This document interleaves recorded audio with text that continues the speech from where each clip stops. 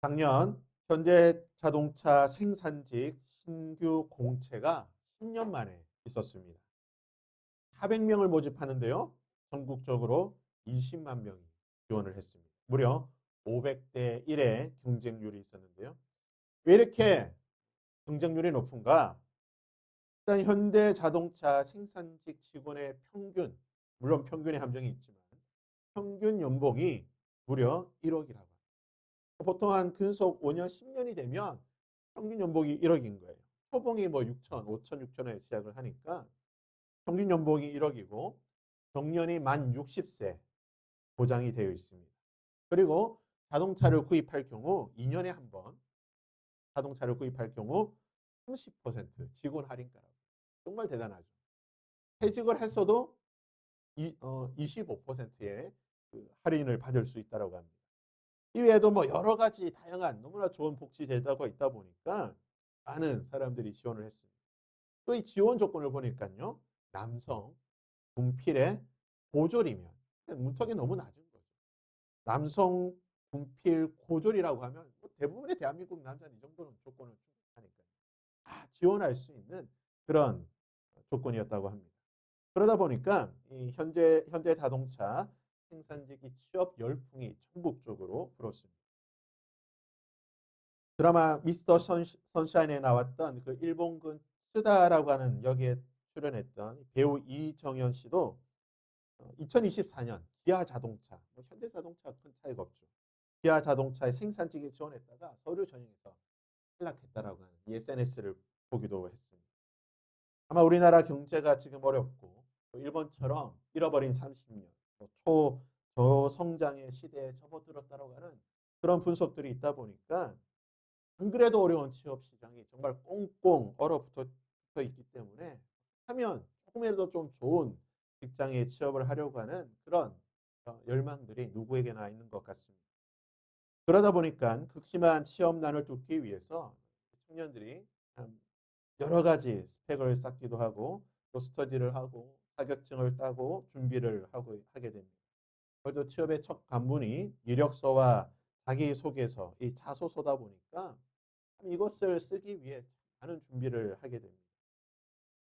자소서를 쓸 때 어떤 내용을 쓰게 됩니까? 나를 뽑아주시면 내가 이 회사에 어떤 기여를 하고 이 회사의 비전과 꿈이 나를 어떻게 성장시킬지 그런 기대들을 쓰게 됩니다. 잘 그런 걸 써야 되죠.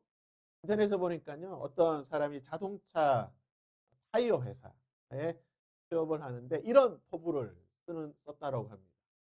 저를 뽑아주신다라고 한다면 모든 타이어를 입으로 다 풀어서 빵빵하게 채울 만큼 그런 열정으로 이 회사에 일을 하겠습니다. 이 정도 포부는 돼야지 자동차 회사, 타이어 회사에 들어갈 실력이 될 것 같습니다. 2024년 마지막 주일, 마지막 주 예배입니다. 오늘까지 우리가 예배를 드리고 또 이 시간 우리가 주 앞에 모여 있는 이유가 무엇입니까? 다르게 질문한다고 한다면 오늘까지 우리가 살아있는 이유가 무엇입니까? 성경적인 개념으로 질문을 하면 이렇게 질문해 볼 수가 있겠죠. 지금 우리에게 주신 사명이 무엇입니까? 사명이 있는 자는 죽지 않는다라고 하는데 무엇이 어떤 사명이 아직 우리를 죽지 않게 하는 우리를 하나님 앞에 더 천국에 가지 못하게 하는 우리가 아직 이루어야 될 그 사명이 무엇입니까? 인생의 마지막 순간에 누구나 이런 고백을 하고 싶어 합니다. 이 정도 살았으면, 이 정도 이루었으면 괜찮게 산 인생이 아닐까. 이 정도 살았다고 한다면 결혼하고 자녀 낳고 사회에서 인정받고 또 나만의 이런 여러 가지 가업들을 이루고 이 정도 했으면 또 살았으면 이젠 죽어도 여한이 없다. 여러분 2024년 마지막 드릴 예배를 드리는 이 시간, 이 순간 이런 고백을 할 수 있습니다. 이 정도 일했다. 이 정도 사명을 이루고 살았다고 한다면 나는 여한이 없다. 나는 지금 그 앞에 가도 여한이 없다. 이런 고백을 하실 수 있습니까? 사도 바울은 그의 여러 서신들, 특별히 디모데 전서, 디모데 후서, 그리고 이 디도서를 목회 목회서신이라고 불리는 이 서신을 쓰게 됩니다.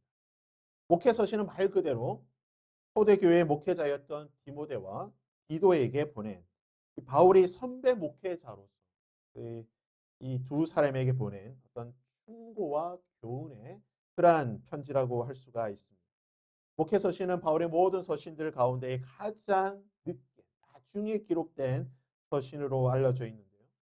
아마도 이 디모데 전후서는 바울이 로마 감옥에 갇혔을 때에 그의 생이 얼마 남지 않았다라고 하는, 내가 이제 곧 하나님 앞에 서게 될 것이라고 하는 사실을 알게 되었을 때에 그런 시간에 자신의 영적인 아들이었던 디모데에게 보냈던 이 편지가 바로 디모데 전서와 디모데 후서라는 것입니다. 바울은 자신의 마지막 편지라고 할 수 있는 이 디모데 전서에서 자신에게 주어진 사명, 곧 자신의 일, 직분에 대해 이렇게 표현하고 있습니다. 내게 직분을 맡기셨다. 이 직분이라고 하는 단어의 헬라어는 디아코니아라고 하는 단어. 아마 직분론에 대해서 연초에 직분에 대해서 강의를 할 때 우리가 교육을 받을 때 아마 수없이 들어본 말일 거예요. 디아코니. 이 말의 뜻은 봉사 또는 섬김, 사명이라는 뜻을 가지고 있습니다. 즉 내게 직분을 맡기셨다라고 하는 이 말은 제가 이 말의 헬라어 어떤 원문 그대로 번역한다고 한다면 하나님께서 나에게 직분을 내려놓으셨다. 하나님께서 내 삶 속에 직분이라고 하는 이 사명이라고 하는 것을, 섬김이라고 하는 것을 하나님께서 내 삶 가운데에 그냥 하늘에서 뚝 떨어뜨리듯이 마치 폭탄이 투하된 것처럼 내 삶 속에 하나님께서 직분이라고 하는 것을 어느 날 갑자기 주셨다는, 마치 하늘에서 폭탄이 떨어지듯 내 삶 속에 직분이라고 하는, 사명이라고 하는 것을, 섬김이라고 하는 이 일을 하나님께서 내려놓으셨다, 맡기셨다라는 뜻입니다. 지금 우리나라가요, 탄핵 정국입니다. 아침에도 지금 뉴스가 나왔지만 무한 공항에서 이렇게 비행기가 추락하는 이런 일이 있고, 아주 정치, 경제 모든 면에서 지금 한치 앞을 알 수 없는 그런 혼돈의 상황입니다. 대통령이 탄핵이 되고 또 헌전 사상 처음으로 대통령 권한 대행인 총리마저도 탄핵이 되었습니다. 현재 국정의 최고 책임자, 운영자는 경제부총리입니다. 경제부총리가 내가 부총리로 임명될 때에 내가 언젠가는 국정의 최종 운영자, 책임자가 될 것이다. 이런 상황을 생각을 했을까요? 꿈에도 생각을 못했을 거예요. 난 그냥 경제부총리로 그냥 2년 하다가 그냥 물러나겠지. 아마 이 생각을 했을 거예요. 국민들도 이런 상황을 생각을 못해요. 어떻습니까? 갑자기 산이 떨어지듯이 갑자기 벌어진 이런 상황이라는 거예요. 바울은 하나님께서 자신에게 직분을 맡기실 것이라고 하는 어떤 직분입니까? 교회를 섬기고 하나님의 백성들을 섬기는 이 직분을 맡기실 것이라고 바울은 상상도 못했어요. 왜 그렇습니까? 13절에 보면요, 바울은 자신의 과거에 대해서 이렇게 말합니다. 내가 전에는 비방자요, 박해자요, 폭행자였다. 그리고 15절에서는 그 유명한 표현, 내가 죄인 중에 죄수였다. 현재 윤석열 대통령이 받고 있는 혐의가 내란 수괴, 내란 우두머리라고 하는 혐의를 받고 있죠. 이 수괴라는 말, 괴수, 똑같은 말이죠. 앞뒤가 바뀌어 있는 말이지만 똑같은 표현입니다. 헬라어로 이 괴수, 수괴라고 하는 말이 프로토스라는 말, 처음이란 뜻이에요.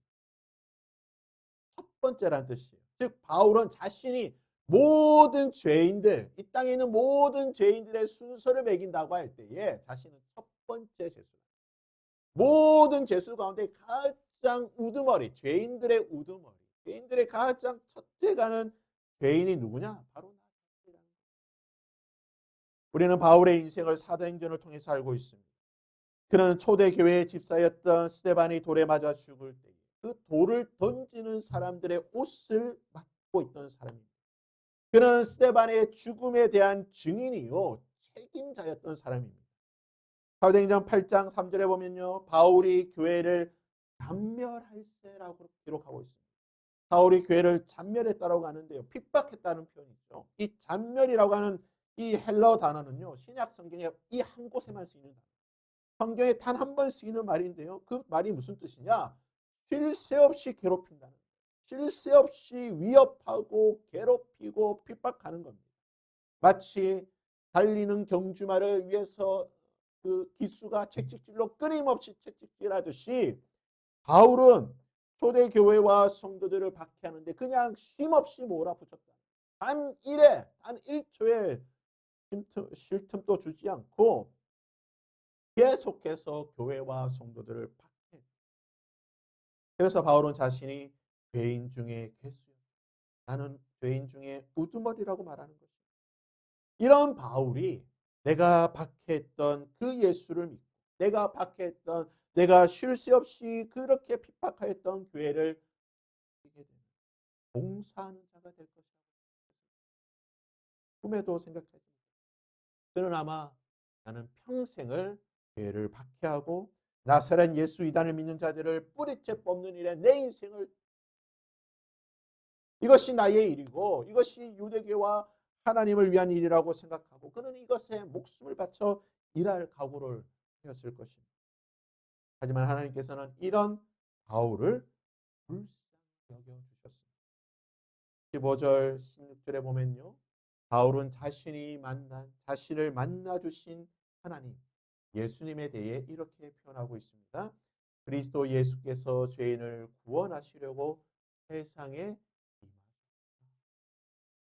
그러나 내가 긍휼을 입은 죄인을 구원하시기 위해 예수님께서 세상에 오셨다.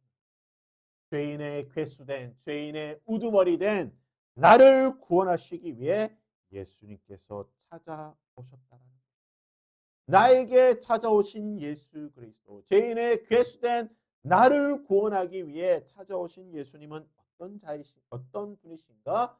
나를 불쌍히 여겨 나를 긍휼히 여겨 예수님께서 나를 불쌍히 여겨 죄를 핍박하고 죄를 예수 믿는 자들을 압박하며 괴롭히고 예수 그리스도를 핍박했던 나를 불쌍히 여겨주셔서 이런 죄인된 나를 구원해 주시기 위해 예수님께서 찾아라고 고백하고 있습니다. 사도행전 9장과 22장과 26장을 보게 되면요. 예수님을 만난 바울에 대한 간증이 기록되어 있습니다. 사도행전 9장은 사도행전의 저자인 누가가 제3자의 입장에서 서술을 하고 있고요. 22장과 26장은 당사자인 바울이 내가 예수님을 어떻게 만났는가, 예수님이 어떻게 나를 찾아오셨는가에 대한 간증입니다. 9장 5절과 6절의 말씀입니다. 나는 내가 박해하는 예수, 너는 일어나 시내로 들어가라. 내가 행할 것을 내게 이를 자가 있으리라. 예수님의 말씀입니다. 사도행전 22장 8절과 10절에 바울은 이렇게 고백합니다. 나는 내가 박해하는 예수, 일어나 다메섹으로 들어가라. 내가 해야 할 모든 것을 거기서 누가 이르리라. 그런데요. 26장 14절에 보면요. 조금 다르게 무언가 한 문장이 추가되어서 이렇게 기록하고 있습니다. 사도행전 26장 14절에요. 히브리 말로 이르되 사울아 사울아 내가 어찌하여 나를 박해하느냐 가시체를 뒷발질하기가 내게 한 문장. 내가 어찌하여 나를 박해하느냐 가시체를 뒷발질하기가 내게 고생이다. 바울은 이것을 직접 예수님에게 들은 말. 예수님께서 직접 바울에게 하신 말씀입니다. 가시체를 뒷발질하기가 내게 고생. 성경 주석에 보면요, 이 가시체라고 하는 부분에 어떻게 주석이 되어 있냐면 가축을 앞으로 몰기 위해 끝이 뾰족한 막대기라고 적혀 있습니다. 이 가시체가 바로 이거예요. 지금 보시는 것처럼 농부가 밭을 갈기 위해 논이나 밭을 갈기 위해 이 소를 몰 때에 쟁기를 그 어깨에 지울 때에 쟁기와 함께 묶여 있는 나무 막대기가 가시체입니다. 이 가시체는 이 소의 발 뒷부분에 이렇게 닿도록 되어 있는데 그 끝에 저렇게 쇠 빗방울이라든지 또는 날카로운 칼 같은 그런 도구를 대어 가지고요. 소가 이 뒷발질을 하게 되면 거칠게 뒷발질을 하게 되면 이 쇠 부분에 찔리게 되는 거예요. 특별히 어떤 소에게 이런 걸 두게 되냐면 아직 길들여지지 지멋대로 그냥 막 돌아다니는 그런 소를 길들이기 위해서 멍에와 함께 이 가시체를 놓게 되면요. 소가 이 뒷발질 막 자기 기분 나쁜 이 성질을 막 드러내기 위해서 뒷발질을 하게 되면 이 가시체에 몇 번 찔리고 나면요. 그다음부터는 소가 얌전해지고 길들여져서 주인이 원하는 대로 움직일 수가 있게 된다는 거예요. 예수님을 만나기 전 바울의 모습이 바로 이와 같다는 거죠. 바울이 교회를 짠멸했던 끊임없이 쉼없이 박해하고 예수를 박해했던 것은 소가 뒷발질해서 가시체에 찔리는 것처럼 스스로에게 더 큰 고통과 괴로움을 안겨주었던 것입니다. 예수님은 이런 바울을 불쌍히 여겼습니다. 교회를 박해하는 것이 바울에게 기쁨이고 즐거움이고 그에게 업적이고 상이 아니라 오히려 그에게 큰 고통과 아픔과 눈물이 되었다. 실제로 바울은 한평생 교회를 핍박했던 것으로 말미암아 끊임없이 그 앞에 고통에 괴로워하며 나아갔던 그러한 삶을 살았던 자인 것입니다. 교회를 잔멸하는 이 일이 성도를 감옥에 가두고 돌에 맞아 죽게 하고 그것을 기쁘게 여겼던 이 바울의 모습이 예수님이 보시기에는 너무나 불쌍합니다. 소가 뒷발질하면서 그 고통 속에서도 그것을 깨닫지 못하고 계속 뒷발질하면서 가시체에 찔리는 그러한 모습을 보여주는 거예요. 우리 주님께서는 그러한 바울을 죄를 박해하는 이 모습을 바라보시고 예수님께서는 불쌍히 여겨주셨습니다. 그런 바울을 긍휼히 여기신 예수님께서는 바울에게 찾아가신 바울이 자신에게 찾아오셨던 그 긍휼이 풍성하신 예수 그리스도 두 분에 대해 어떻게 표현하고 있습니까? 16절 말씀을 다시 한번 읽습니다. 그러나 내가 긍휼을 입은 날 예수님께서 나를 불쌍히 죄를 박해하고 있던 나를 불쌍히 여겨주신 것은 예수 그리스도께서 내게 먼저 일체 오래 참으심을 보이사 구의 주를 믿어 영생을 얻는 자들에게 본이 되게 하려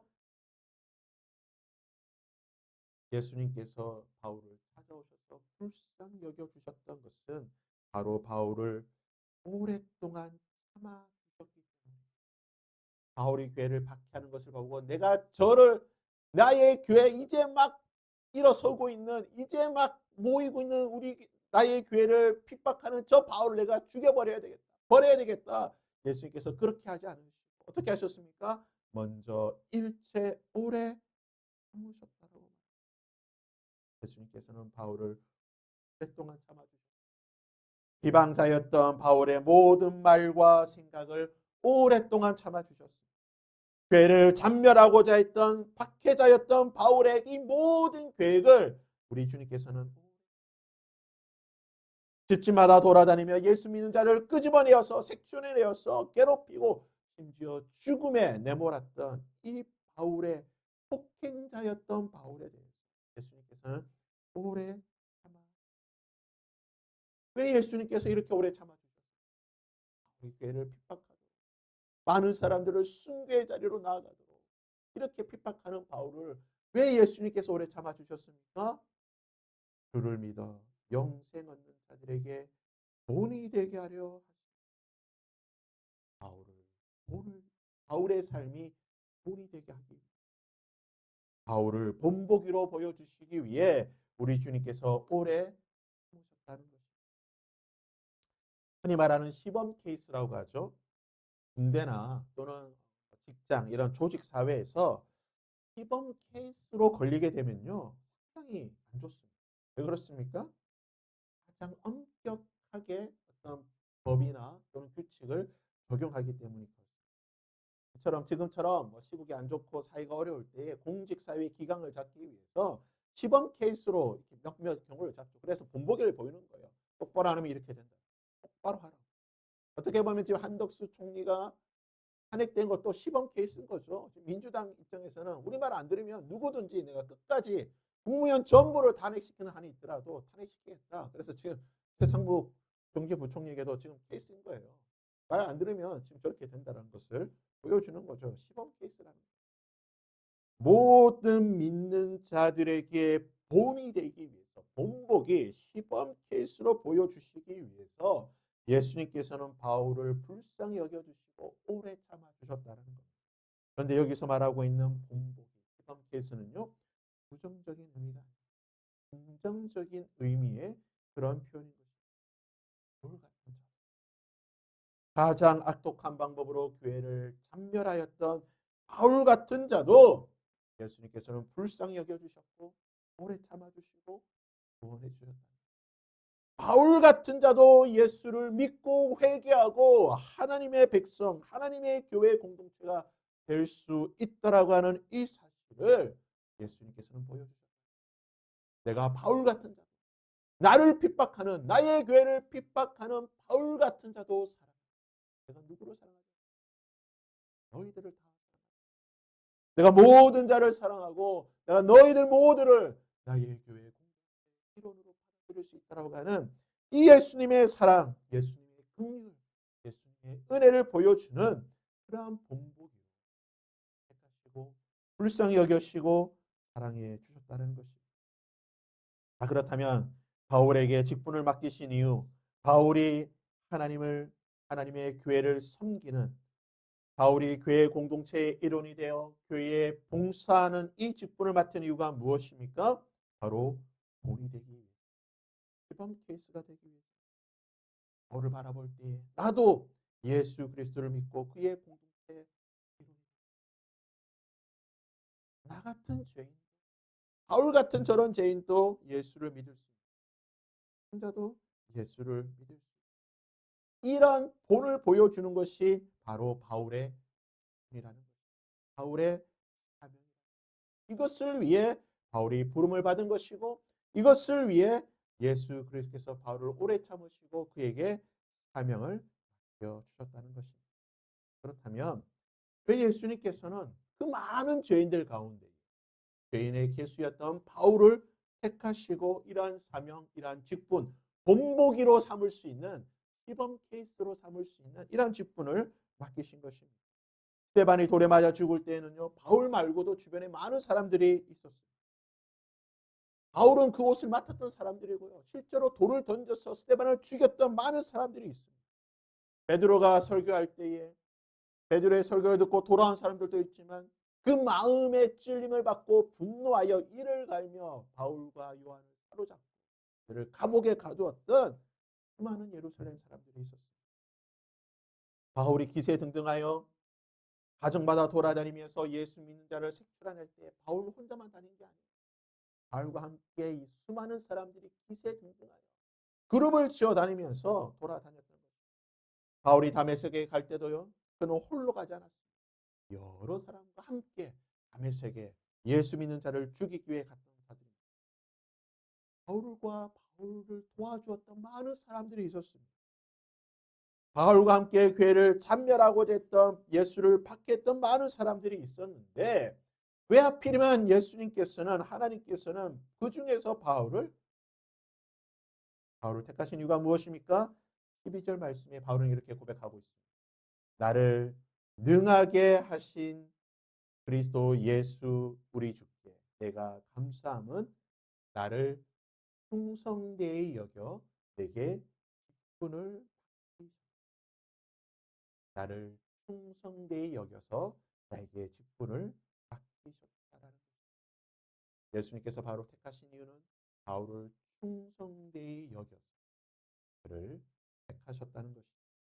여기서 헬라어로 여기셨다, 이 여기셨다라는 이 헬라어 단어는요, 헤게오마이라고 하는 단어인데 이것의 정확한 뜻은요, 통치한다, 또는 다스린다, 또는 지도한다, 인도한다라는 뜻입니다.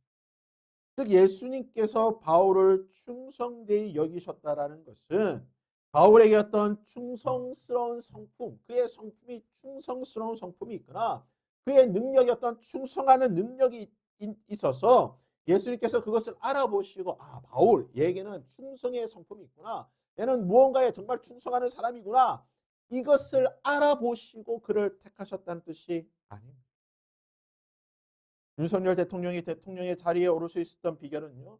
그 시작은 2013년 국감장에서 한 이 유명한 발언 때문에 그렇습니다. 당시 여주 지청장이었던 윤석열 검사는 자신이 수사 중이었던 국정원 댓글 사건 외압에 대해 이렇게 증언했습니다. 저는 사람에게 충성하지 않는 사람. 나는 사람에게 충성하지 않기 때문에 이 잘못된 일을 말할 수 있다. 이 발언으로 인해서 윤석열이라고 하는 이 세 글자는 국민에게 충성하는 사람, 정말 충성하는 사람이구나 하는 그런 이미지를 심겨 주었습니다. 물론 지금은 이것이 다 거짓이라는 걸 우리가 다 알고 있습니다. 예수님께서 바울을 충성되게 여기셨던 것은 바울 안에 어떤 충성심이 있었기 때문에 그의 하나님을 향한 유대교를 향한 열심, 성품, 충성의 그런 올곧음 그런 것들이 있었기 때문에 예수님께서 바울을 선택하신 것이 아닙니다. 예수님께서 바울을 충성되이 여기셨다라는 것은 하나님과 교회를 충성하는 길로 예수님께서 인도하실 그를 통치하고 다스리실 때 어떠한 고난과 어려움 속에서도 충성의 길을 벗어나지 그 충성의 길을 걸어갈 자이기 때문에 예수님께서는 그를 택하셨다는 것입니다.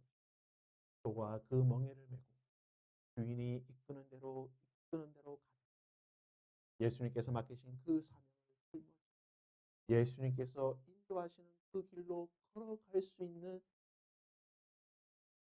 그러한 사람이기 때문에 예수님께서는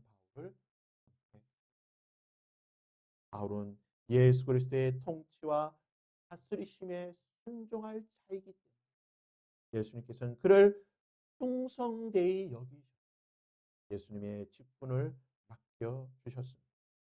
우리가 착각하거나 오해해서는 안 되는 사실입니다.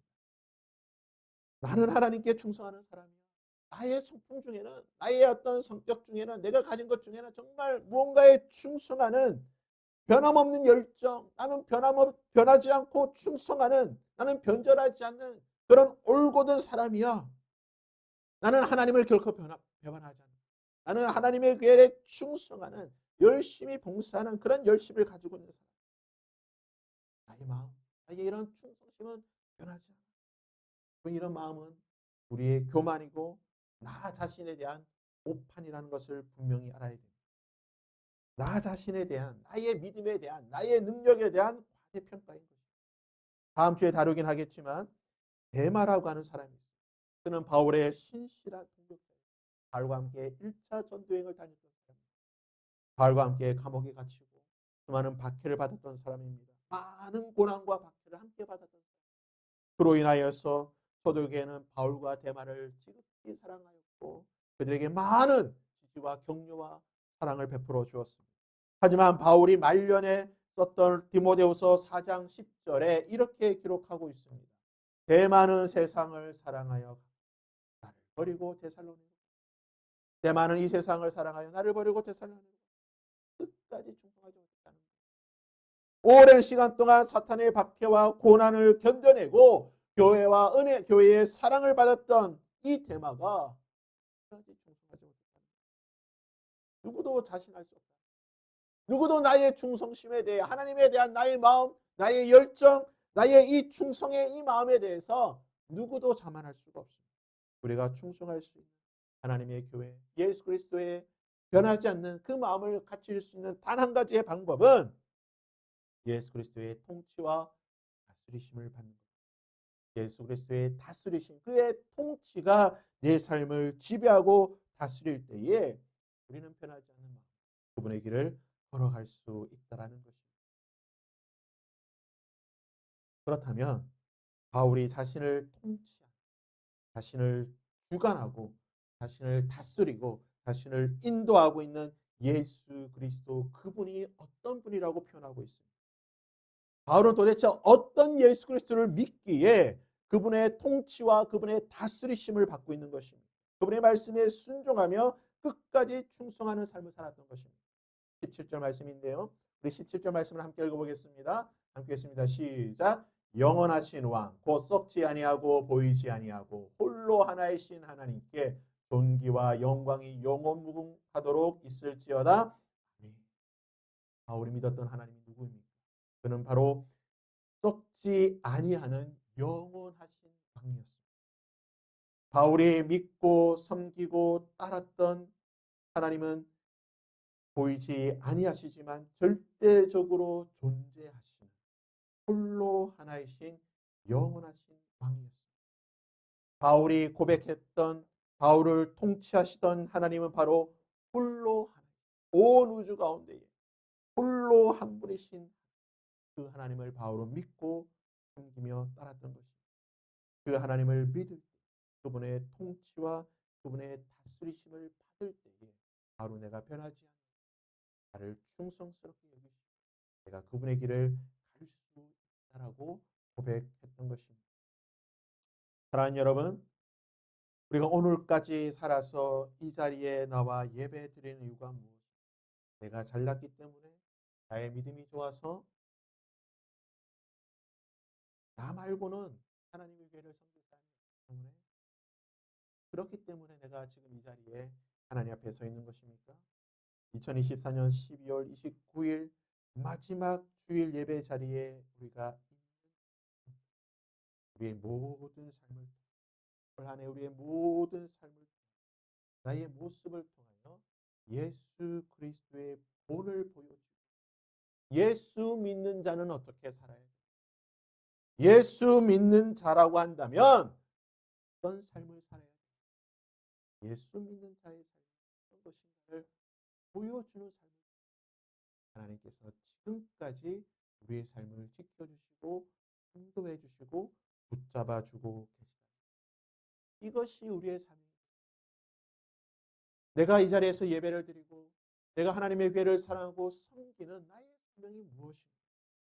바로 예수 그리스도를 믿는 본을 보여주고, 예수를 어떻게 믿어야 되고, 예수를 왜 믿어야 되고, 예수 믿는 자는 어떠한 하나님의 은혜를 누리는지를 그 본을 보여주는 것이 우리의 존재 목적이고 우리의 사명이라는 것입니다.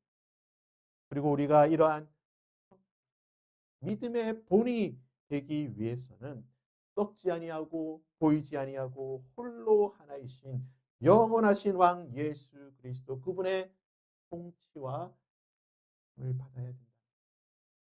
나의 능력, 내가 가진 성품, 내가 나에게 있던 어떤 것으로 본이 될 수가 없습니다.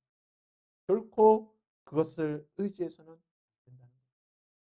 홀로 하나이신 영원하신 왕 예수 그리스도 그분의 통치와 다스리심을 매 순간, 매 시간, 매일, 매달, 매년 끊임없이 받을 때에 주님께서 나를 충성되이 내가 그 사명을 그 자리로 이끌어 가시며 인도해 주신다. 2024년 여러분의 삶의 여정을 한번 살펴보세요. 소가 쟁기를 메고 밭을 갈고 지나가면요. 그 뒤에 그 밭을 갈았던 이랑들이 표가 나게 돼요. 쟁기질이 제대로 되어 있다고 한다면 그 이랑들이 양곳을 그 소가 지나갔던 그 쟁기질했던 그 자리에 흔적이 반드시 예수 그리스도가 우리에게 사명 그리고 우리가 예수 그리스도의 그 사명, 예수 그리스도의 인도하심을 받아서 올 한 해 걸어갔다고 한다면 우리의 삶의 여정을 돌아봤어요. 올 한 해 우리의 뒤를 돌아봤어요. 분명한 그 믿음의 흔적, 본의 흔적들이 남아 있어야 된다는 것입니다. 여러분의 삶의 모습들을 한번 돌아볼 수 있는 시간이 되시기를 바랍니다. 올 한 해 남아있는 이 시간, 과연 나는 어떠한 삶의 여정들을 걸어가는가?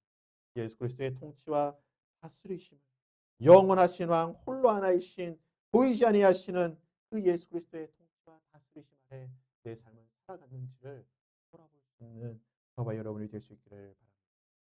마지막으로 누가복음 13장 6절에서 9절까지의 말씀을 읽고 말씀을 마치도록 하겠습니다. 이에 비유로 말씀하시되 한 사람이 포도원에 무화과 나무를 심은 것이 있더니 와서 그 열매를 구하였으나 얻지 못한지라. 포도원 지기에게 이르되 내가 3년을 와서 이 무화과 나무에서 열매를 구하되 얻지 못하니 찍어 버리라. 어찌 땅만 버리게 하겠느냐? 대답하여 이르되 주인이여 금년에도 그대로 두소서. 내가 두릅하고 거름을 주리. 이후에 만일 열매가 열면 좋거니와 그렇지 않으면 찍어 버리소서 하였다. 우리의 모습이 오늘 누가복음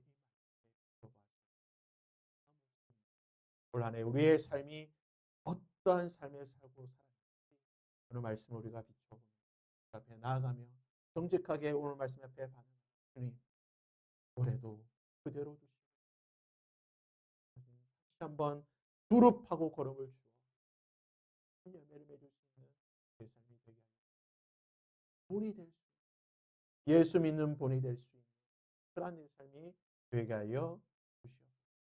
그런 마음으로 함께 찬양하고 기도하며